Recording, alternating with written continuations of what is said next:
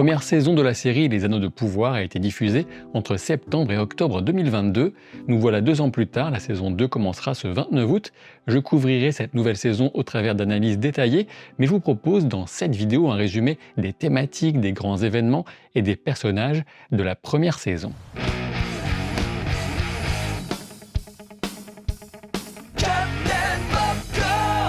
Évidemment, ce sera open bar pour les spoilers et comme d'habitude, je m'efforcerai de respecter la prononciation des noms dans les langues inventées par Tolkien. Enfin, si besoin, je précise que si j'ai indiqué une collaboration commerciale, puisque je respecte bien sûr et toujours cette règle parfaitement indispensable sur YouTube, c'est uniquement pour Nextory, dont je vous parlerai un peu plus tard dans la vidéo, et en aucun cas pour le moindre lien avec la plateforme qui diffuse cette série, dont je parle donc par goût personnel. Dans les très grandes lignes, cette première saison nous propose de suivre des personnages issus de différents peuples de la Terre du Milieu, tandis que l'influence du mal va ressurgir des décombres d'une guerre déjà ancienne. Cette influence passera notamment par la création des fameux anneaux de pouvoir dont les effets seront variables sur celles et ceux qui les accepteront et les porteront. Je vais vous lister les principaux protagonistes par peuple et par région. Il y aura beaucoup de noms, mais ne vous inquiétez pas, je reviendrai sur eux au fur et à mesure du développement de la vidéo. Galadriel, Elrond et le haut roi Gil-galad appartiennent initialement au royaume elfique côtier de Lindon, tandis que le maître artisan Celebrimbor dirige la région nommée Eregion, plus proche des montagnes de brume et du royaume des nains. Galadriel fera la rencontre d'un humain énigmatique, un certain Halbrand, dont on découvrira l'identité secrète en fin de saison. Chez les humains de l'île de Númenor, les principaux personnages sont Elendil et son fils Isildur, mais aussi la régente Myriel et le conseiller Pharazôn. Chez les nains de Khazad-dûm, les protagonistes sont Durin, père et fils, et Disa, l'épouse du prince Durin. Dans les terres du sud-est destinées à devenir le Mordor, on a Théo et sa mère Bronwyn, une guérisseuse, dont est amoureux Arondir, un soldat elfe stationné dans la région pour surveiller ces humains dont les ancêtres avaient combattu pour le camp du mal au premier âge. Dans les environs, les orques du Mordor sont menés par Adar, un elfe corrompu qui était le premier capitaine de Sauron et qui est convaincu de l'avoir tué. Chez les Harfoot, ancêtres des Hobbits, on a Elanor, diminutif Nori, dont la meilleure amie se nomme Poppy, et les parents Largo et Marigold, autre figure d'importance, Sadok, le sage de la troupe. Enfin, on a l'étranger, un homme tombé du ciel dans une météorite à proximité de ce campement temporaire de Harfoot et qui sera découvert par Nori et Poppy. Même s'il dispose de grands pouvoirs, cet homme tombé du ciel est hébété et ne maîtrise que difficilement le langage ou les notions matérielles de base. Ainsi, Nori décide de l'aider malgré les interdits qu'elle devra braver pour ce faire. Les événements de la série prennent place durant le deuxième âge de la Terre du Milieu. Ce deuxième âge fait logiquement suite à un premier âge, dont la conclusion est venue avec la défaite de Morgoth, une sorte d'archange déchu qui incarne l'origine du mal et du marissement, pour reprendre ce terme spécifique, de la Terre, ou Arda en elfique. Pour mieux vous situer, chaque âge dure des milliers d'années et l'action du Hobbit ou du Seigneur des Anneaux se déroule à la fin du troisième âge. La série n'a pas les droits sur un livre tel que le Silmarillion qui détaille notamment les événements du premier âge. Ainsi, ces temps reculés ne sont évoqués qu'à grands traits ou de manière très schématique dans un prologue qui a pour atout d'être visuellement très abouti. On pourrait en dire beaucoup sur la chronologie des événements couverts par la série, qui est prévue pour se développer en 5 saisons si tout va bien. Pour faire court, des événements étalés sur les milliers d'années du deuxième âge, dans les écrits du moins, sont ici condensés pour tenir dans la durée de vie d'un humain. Pour en savoir plus, j'avais consacré en 2022 une vidéo entière à cette question chronologique. Avant d'aller plus loin, si vous souhaitez vous plonger ou vous replonger en Terre du Milieu grâce à d'excellents livres audio, j'ai une solution qui sera gratuite pour vous pendant 45 jours et qui permet au passage de soutenir la chaîne. Il s'agit de l'application Nextory qui propose livres numériques, audio et bandes dessinées dans des genres très variés et notamment avec pas mal de fantasy ou de SF pour les amateurs du genre, tels que moi. Pour profiter de l'offre, il faut absolument passer par le lien disponible en description de la vidéo ou encore en commentaire épinglé. J'en reviens au déroulement de la première saison des Anneaux de Pouvoir. Tout commence avec la quête de Galadriel, l'une des elfes les plus anciennes de la Terre du Milieu, puisqu'elle fait partie de ceux qui ont quitté le royaume béni et bienheureux du Valinor, motivés, en très résumé, par une quête de vengeance contre Morgoth. La vengeance que poursuit Galadriel vise Sauron, le premier des grands serviteurs de Morgoth, qui est aussi responsable de la mort de son frère adoré, l'admirable Finrod, un de mes personnages préférés du Silmarillion par ailleurs.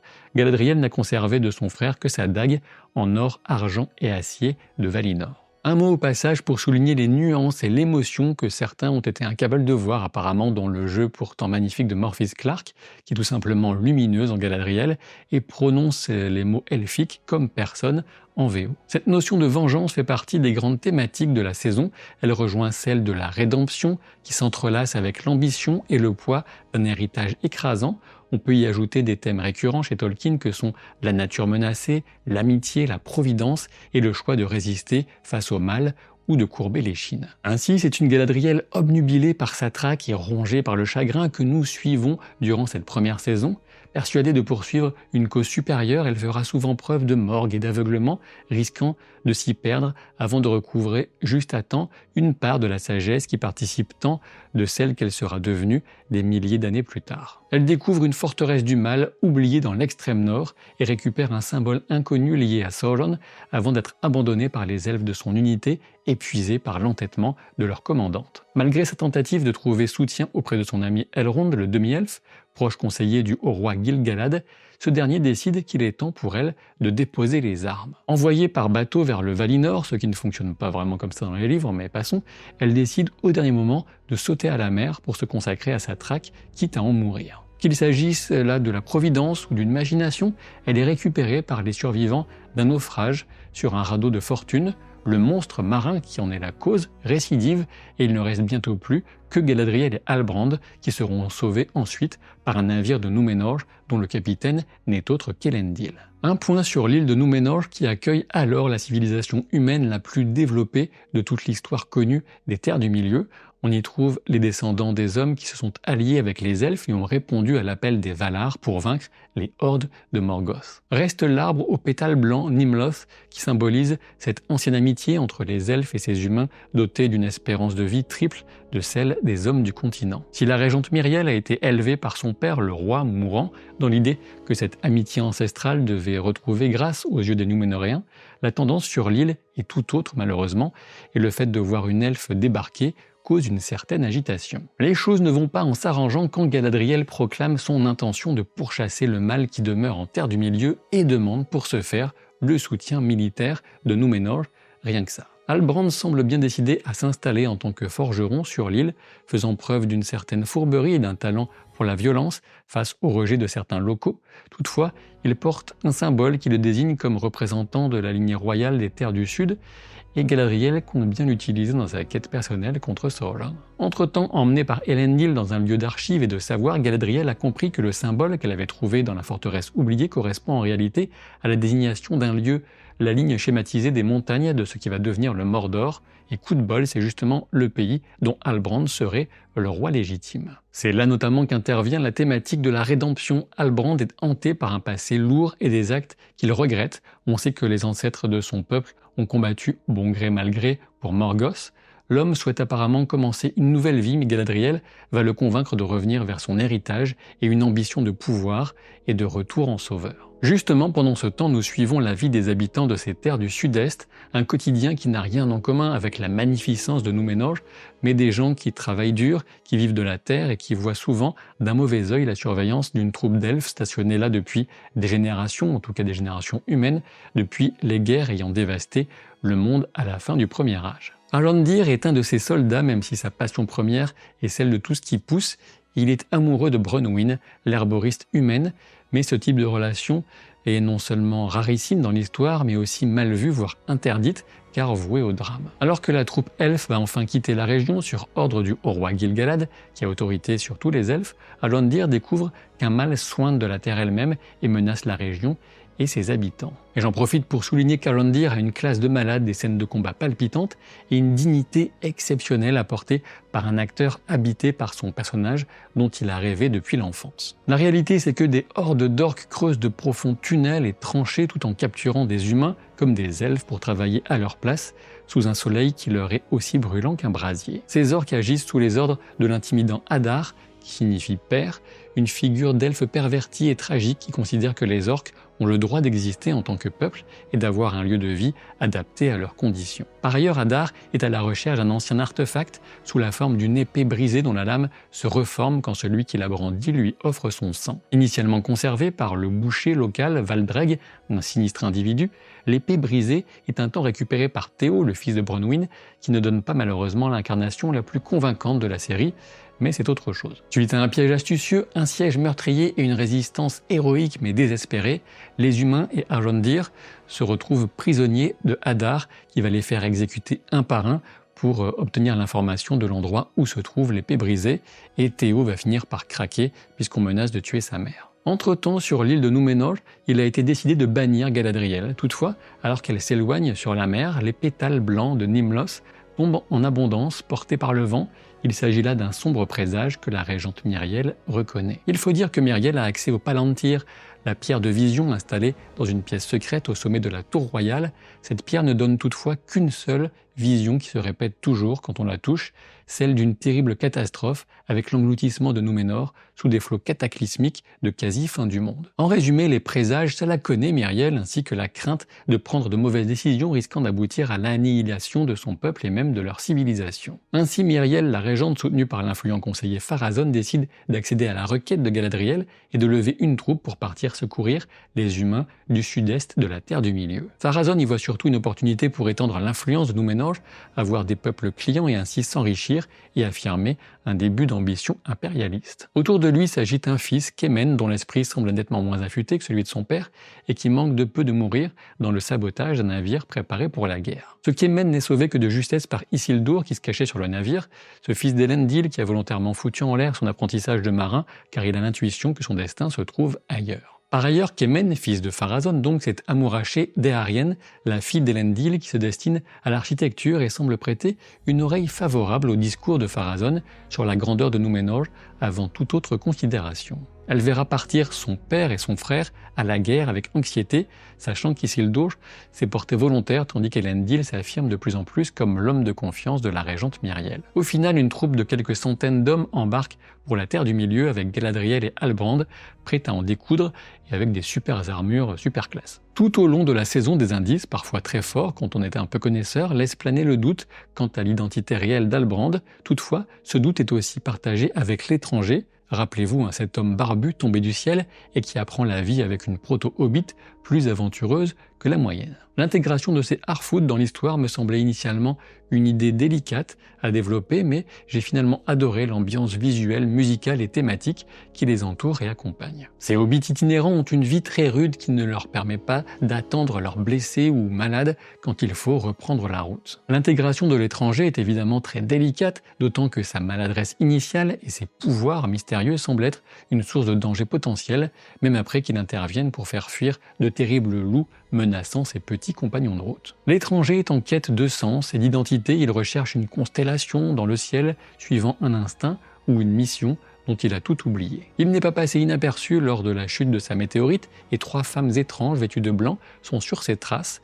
Elles n'augurent rien de bon et semblent clairement servir une sorte de culte maléfique dont on ne connaît rien. Ainsi, l'un des grands arcs sur lesquels cette première saison est construite correspond au mystère quant à l'identité de Sauron qui reste invisible. S'agit-il de l'étranger ou encore de Halbrand? Pour ma part, je dois avouer que les indices désignant Halbrand étaient parfois si énormes, en tant que lecteur du moins, que j'ai cru un temps à une fausse piste avant de devoir me ranger à l'évidence. C'était bien lui, tandis que l'étranger est un Istar, un membre de l'ordre des magiciens. Une grande majorité des gens pensent qu'il s'agit de Gandalf, et c'est fort possible, d'autant qu'il utilise une de ces expressions autour de l'idée de suivre son flair dans le dernier épisode. Toutefois, pour ma part, je continue d'espérer et de préférer surtout l'option qui ferait de lui l'un des 2 mages bleus tels que développés dans certaines variations du légendaire de Tolkien.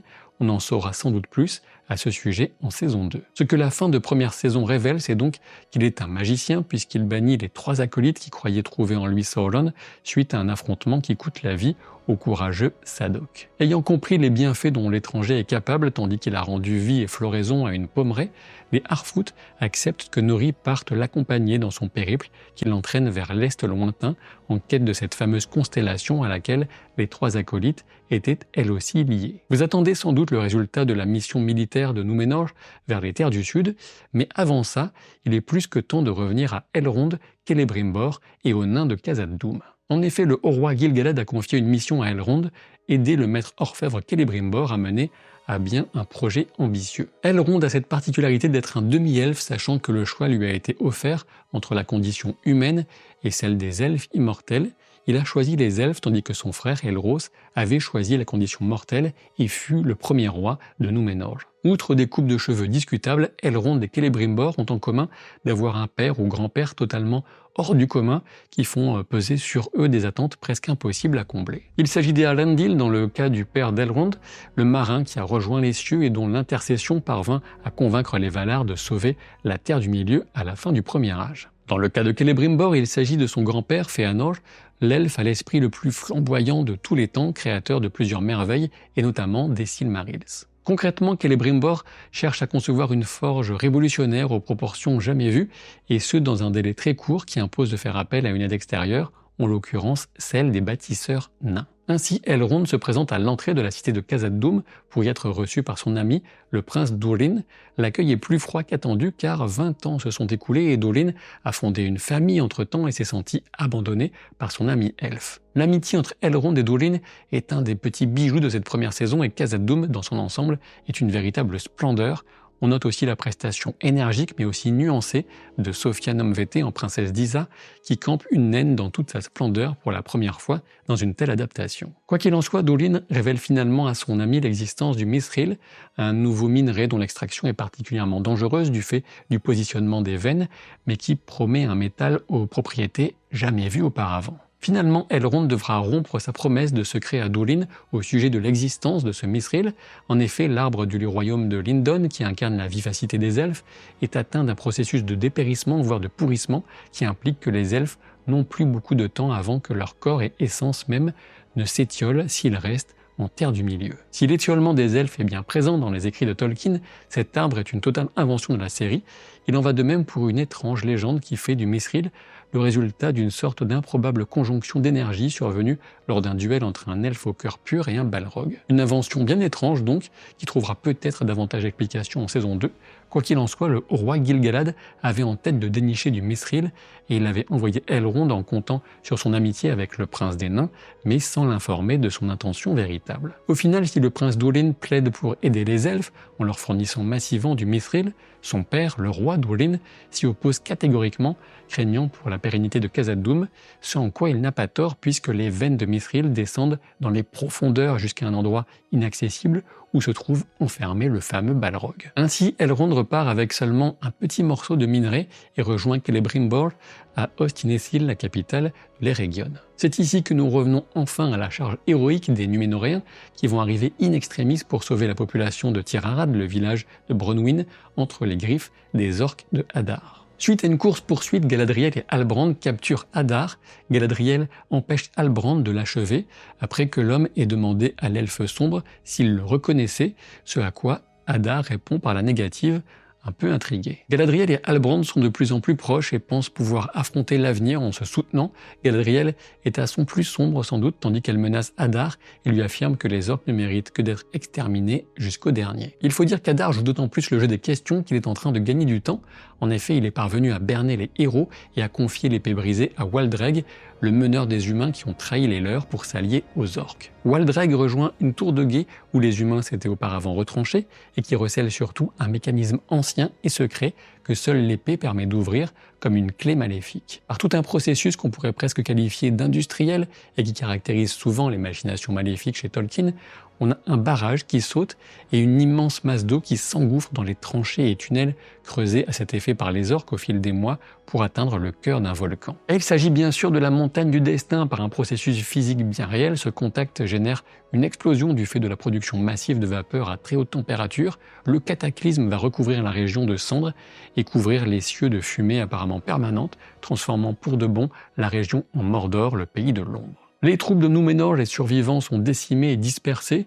Ses compagnons pensent assister à la mort d'Isildur dans une maison en feu qui s'effondre et la régente elle-même perd la vue dans le même accident. Elendil est dévasté, regrettant d'avoir fait confiance à Galadriel, tandis que Mériel lui promet de revenir avec davantage de force pour éradiquer la menace qui enfle dans ce nouveau territoire de l'ennemi. Galadriel découvre ensuite qu'Halbrand a été blessé et décide de l'emmener jusqu'en Eregion pour tenter de le sauver grâce à la médecine elfique. C'est ainsi qu'on laisse Alandir, Théo et Bronwyn qui ont pour projet de rejoindre la côte et une cité humaine, tandis que Beric, le fidèle destrier Isildur, est relâché par Elendil car le cheval refuse d'embarquer sans son maître, dont il a sans doute deviné la survie. La première saison se conclut donc à Ostin Ethil, dans la tour de Celebrimbor et de ses artisans, où se situe sa nouvelle forge. Halbrand se remet étonnamment vite et ses conseils orientent Celebrimbor dans de nouvelles directions pour envisager comment utiliser le seul morceau de Mithril à leur disposition. Galadriel perçoit des indices de langage avec des similitudes entre des termes utilisés par Adar pour décrire les recherches de Sauron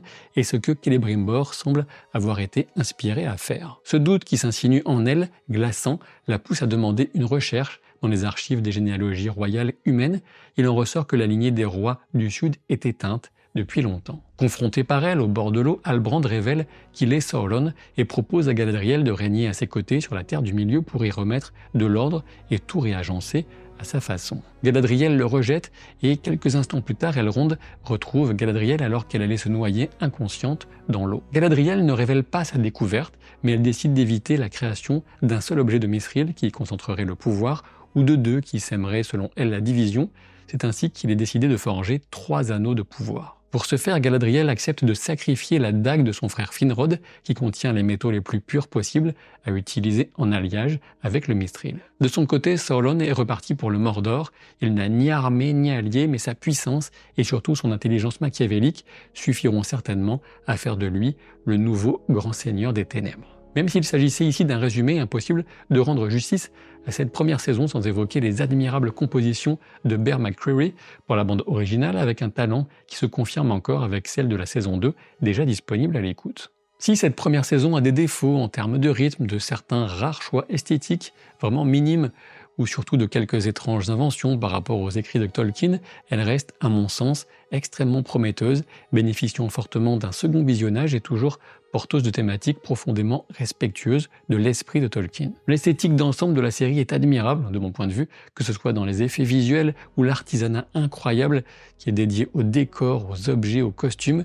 L'imagination de Númenor ou de Khazad-dûm à son apogée sont des modèles du genre. La suite commence le 29 août avec 3 épisodes d'un coup. Si vous voulez déjà en savoir plus, il y a énormément d'informations dans mes analyses des bandes annonces. Soyez au rendez-vous pour mes vidéos d'analyse et de contexte avec l'œuvre de Tolkien et pensez à Nextory pour lire ou écouter des œuvres inspirantes gratuitement pendant 45 jours grâce au lien disponible ci-dessous. Et bien sûr, si vous ne laissez ni commentaire ni pouce en l'air, je me ferai un plaisir de vous livrer à Shelob pour son petit 4 heures. Enfin, si vous voyez cette vidéo ce dimanche 25 août, sachez que je suis en live sur la chaîne Twitch de la Garde de Nuit à partir de 20 h pour revenir sur House of the Dragon saison 2. Donc vous serez super bienvenus dans le chat. J'espère pouvoir compter sur vous et je vous dis à très vite pour de nouvelles aventures. Salut!